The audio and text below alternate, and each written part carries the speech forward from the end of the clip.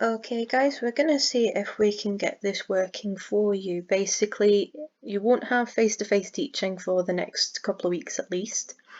After Easter we'll need to see what happens, but we'll see if we can record this, and if we can record this and it goes well during your cover lessons, then we'll proceed with this in future. So the idea is that you've been starting to look at Get the Balance Right unit, so we're looking at the Eat Well guide.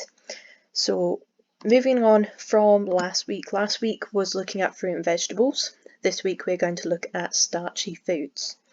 So as before, you need to make sure you can name the foods in that group, name the main nutrients from this food group, and explain the benefit of eating something called whole grain foods, which we will go into. Okay, so for a starter task, guys, what I'll do is I've put these starter tasks and any questions in these slides, I've put them on a worksheet at the end, which you will be provided by either on the board or in paper copy.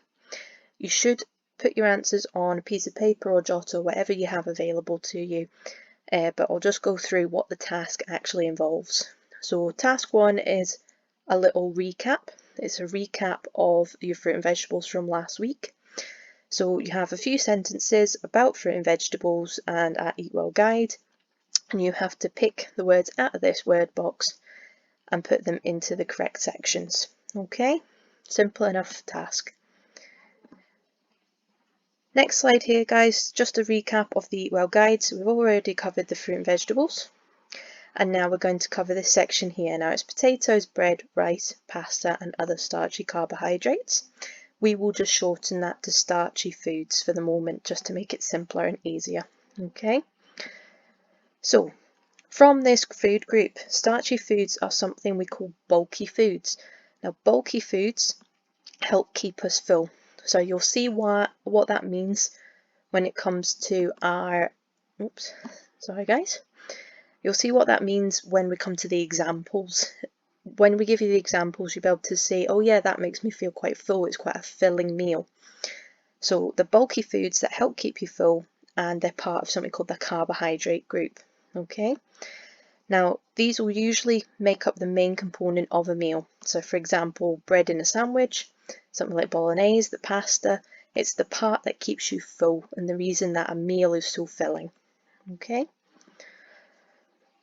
so looking back at how we did with our fruit and vegetables, there's some key bits of information here. The first part is how much you should actually be eating. So per day, so remember the Eat Well guide is different from the Eat Well plate. It's not per meal, it's over the course of each day. So over the course of each day, you should have a third of your diet made up of these foods. Okay, so it's the same amount as it was for your fruit and vegetables. You should base your meals around the chosen starchy food. So you pick your starchy food and then you make your meal around that. It shouldn't just be a little extra that's added on. Okay. You should also eat a different variety of these. Okay, so don't just have all bread, all pasta. Have a variety across the day. And there's our whole grain again. Whole grain starchy foods are healthier. That is because they contain something called fibre, which again we'll go into. So these are some examples of starchy foods at the bottom. We've got different pastas, we've got potatoes, we've got bread. Okay, there's also this entire section here, which you can see on the bigger Eat Well guide. When you get an opportunity, there's also websites you can look it up on. But cereals, bread, pasta, rice, loads of different things for our starchy foods. Okay, so like I said, guys, we've had our fruit and vegetables. That was a third of our daily diet. This starchy food section is also a third of our daily diet, so 2/3 of your daily diet already are covered. So we should be eating the same amount of fruit and vegetables and starchy foods in our daily diets. So chances are people will have to eat a bit more fruit and vegetables to kind of compensate for that. Okay. Task 2, the next task that will be on your worksheet, we have identify the starchy food. Okay, so we've got some pictures here, A, B, C, D, E and F. And each one, all you need to do is name the starchy food for me. Okay, so why eat starchy foods? This is important. Why do we actually need the starchy foods? Okay, there's two things that we get from starchy foods. One is carbohydrates, which we mentioned earlier, and fibre, which were also mentioned earlier. Now, carbohydrates are foods that give our body energy, and we need energy for everything. That comes from doing exercise, it comes from just breathing, it's even just sitting where you are right now, guys. You'll be using energy to keep you alive. Okay. Fibre is slightly different. Fibre is used to help digest our food, and that helps prevent us getting constipated. Okay, so it helps you go to the toilet and things. Okay. So here's our wee section that we're going to look at just for whole grain foods and fibre. So whole grain or wholemeal, it's the same thing, guys. It's just different types of food, use different terms. So whole grain and wholemeal foods are healthier versions of our starchy foods. This is because they contain more fibre. Now, what fibre is it's a plant material, and your body doesn't digest it. It can't digest this plant material. So what that means is it goes through your digestive system, and it just helps everything move through the body. Okay, so it's just like a wee filler. It pushes everything through to help make sure that you're not constipated. Okay. Some examples of our wholemeal and whole grain foods. Okay, we've got wholemeal pasta, wholemeal rice, oatmeal or oats, wholemeal bread, and wholemeal flour. Now, obviously, with wholemeal flour, that can be used to make so many different things. You can use it to make wholemeal bread, wholemeal pasta. You can also use it in recipes instead of plain flour. The only difference is wholemeal flour has this kind of, well, it's the fibre, it's almost like a grittiness to it, okay? Which in most recipes doesn't make a difference, but it might make a difference in certain recipes. So we don't usually use it in a lot of recipes, but it can be used to supplement and give us extra fibre. Okay, if you ever get the chance, guys, if anybody has wholemeal flour at home, feel free just to sieve some wholemeal flour, and the stuff that you're left with in the sieve, that is the fibre. Okay, so it's good to know about that. Whole grain rice, you can see the difference. That's our plain rice, okay, and that's our whole grain rice. The reason is this has the fibrous case on the outside of the rice still, whereas the plain rice you get, that's been treated so that that outer casing comes off, and that removes some of the fibre.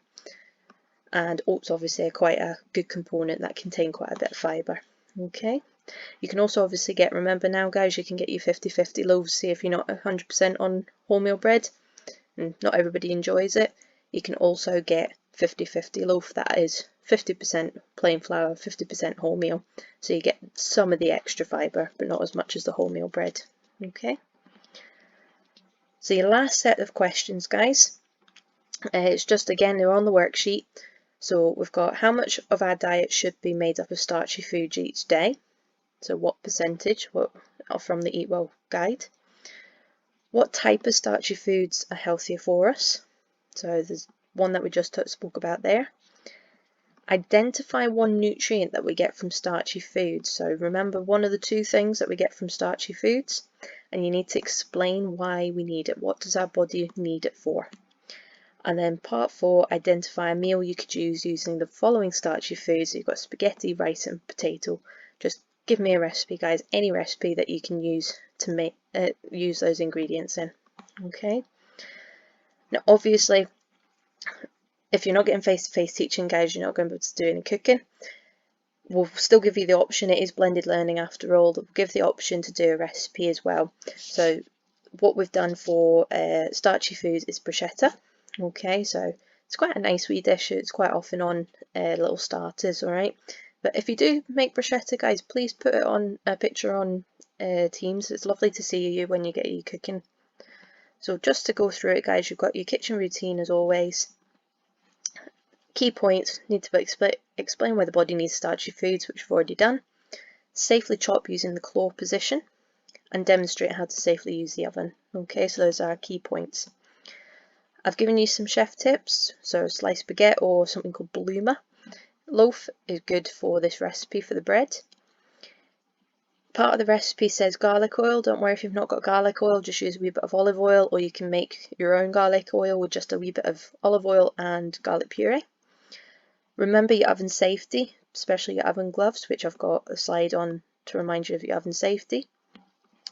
Make sure your bread is crispy, okay? So at one point it says for you to toast your bread or put your bread in the oven for 5 minutes. Make sure it's crispy when it comes out, because otherwise it will just make it soggy when you put your topping on. Be careful when you use your chopping position, so it's looking for your claw position, but please be careful, make sure you use those properly. And when you come to grate your cheese, guys, just remember your fingers and your knuckles, okay? Keep your palm flat towards the end to keep your fingers safe. Just a reminder of your claw and bridge, okay? So this is your claw here, keeping your fingers tucked in and your thumb behind your fingers. And the bridge, you shouldn't need the bridge today, but if you do use the bridge, guys, just remember it's cut in between the thumb and finger, with your thumb and finger nowhere near the edge of the knife, okay? Just a recap of your oven safety. Always wear your oven gloves, even if your food isn't hot yet, guys, okay? The tray's not hot. Use the oven gloves just when you put it in to make sure you don't catch your hand. Turn away when you open the door to let the heat come out first. Close the oven door gently with your hands, don't kick your doors, okay, it'll break them. And place hot trays on a pot stand and make sure it's not on the work surface, otherwise you'll burn the work surface, okay? And then I have got this video here, guys, I'll just quickly play it for you, and it's a very quick video just showing you how to dice tomatoes safely.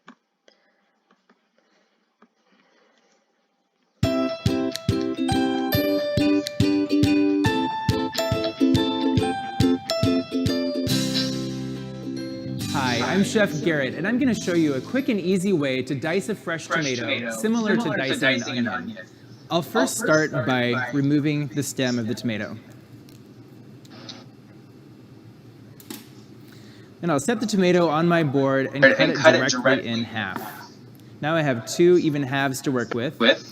Set the tomato cut side down on the cutting surface close to the edge, and this is where it's similar to cutting an onion. With my fingertips curled under, I'm going to make a horizontal cut almost through the tomato once and maybe twice, because this is a big tomato. Then I'll turn the tomato. Just going to mention there, guys, see when he was doing his slicing, his fingers were not down the back side of the actual tomato, they were on the top, okay? So always make sure your fingers are not in the direction the knife's going to go. And make some slices through the tomato, about even width slices, but not going through that one end.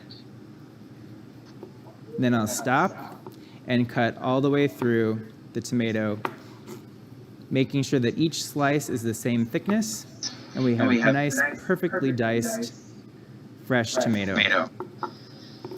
At the end here, when I run out of room to hold on, I'll just cut this into a few sticks and cut through to make the same size dice. This diced tomato is ready for salads or for some pico de gallo. Using this technique to dice a tomato. Okay, guys, so that's just if you are going to look at doing the bruschetta, which is a nice dish to do, guys, if you get the opportunity. Okay, so what you're going to do now, folks, is you're going to work on the worksheet, like I said, whether it's either on the computer in front of you or in a paper copy. You're going to write out your answers in your jot or on a word piece of paper, whatever you have available to you. If you have any questions, guys, obviously it's blended learning. I'll be available on Teams most of the week, okay? So drop me an email or put a wee message on the Teams page if you're struggling with anything, or if you've got questions. If you're not in one of the classes, guys, at that particular day in the week, then potentially we can look at whether to do some drop-in sessions as well, okay? So please try your best at the moment. You can talk to each other as long as you're social distancing, guys. You can talk to each other, ask questions, okay? But make sure that you're doing the work, and if you've got any questions, let me know, okay? Good luck, guys.